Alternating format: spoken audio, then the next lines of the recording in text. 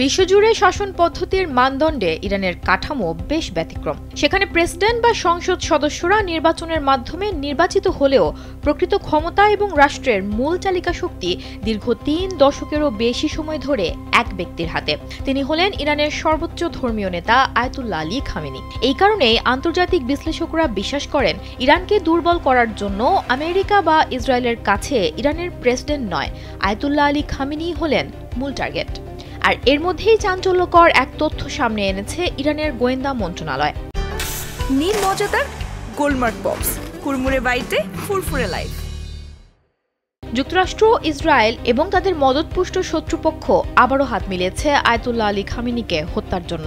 পাকিস্তান ভিত্তিক গণমাধ্যম জিও নিউজের প্রতিবেদন অনুযায়ী এই ষড়যন্ত্র শুধু সর্বোচ্চ নেতার জীবন কেড়ে নেওয়া নয়, বরং এর মাধ্যমে ইরানের পুরো শাসন ব্যবস্থাকে ভেঙে অস্থিতিশীল করে তোলার চেষ্টা। শনিবার ইরানের বার্তা সংস্থা ISNকে দেয়া সাক্ষাৎকারে গোয়েন্দা মন্ত্রী ইসমাইল খতিব এই ষড়যন্ত্রের কথা পরিষ্কারভাবে তুলে ধরেন।